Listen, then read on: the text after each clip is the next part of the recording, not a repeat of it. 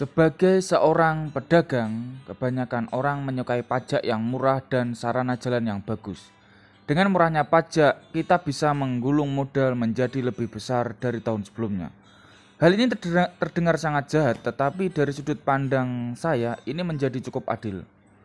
Pengusaha atau pedagang memiliki tanggung jawab yang tinggi dan risiko yang besar, sedangkan pekerja profesional memiliki gaji tinggi dan hanya bertanggung jawab terhadap pekerjaannya saja tanpa memiliki risiko kehilangan aset. Seorang pemilik maskapai memiliki tanggung jawab atas semua pegawainya, di mana ada biaya gaji pegawai, tagihan listrik, pajak kendaraan perusahaan, tagihan pajak, premi asuransi, dan lain-lain. Sedangkan pegawai hanya bertanggung jawab atas pekerjaannya sehari-hari.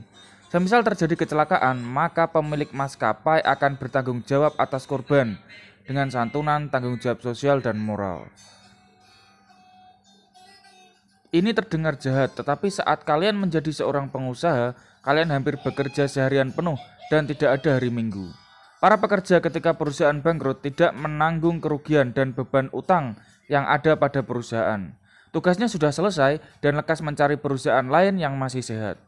Dilihat dari sudut pandang ini, saya rasa pajak progresif untuk pendapatan baik individu maupun pajak badan seharusnya perlu ada sedikit transformasi. Misalnya, untuk bisnis kecil yang keuntungan di bawah 3 miliar tidak perlu membayar pajak. Lalu untuk perusahaan yang menyerap tenaga kerja banyak dan sedikit menimbulkan kerusakan lingkungan seperti garmen akan dikurangi pajaknya pada tingkat tertentu. Untuk jenis usaha yang berdampak pada lingkungan dan masyarakat seperti pertambangan, khususnya batu bara, perlu dipajaki lebih tinggi dari biasanya. Bisa diambil dari substitusi dari pengurangan pajak bisnis lain. Para UMKM yang baru tumbuh diberikan pinjaman lunak tanpa jaminan atau sepertiga nilai dari pinjaman yang diberikan. Sedangkan para pekerja yang memiliki penghasilan di bawah UMR tidak perlu dipajakin karena termasuk pekerjaan paruh waktu.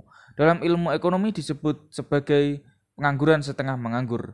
Memajaki seseorang yang kurang sejahtera juga tidak bagus dalam jangka panjang. Persentase pajak penghasilan yang paling tinggi menurut saya diberikan kepada para profesional yang memiliki gaji 2 digit. Selamat malam.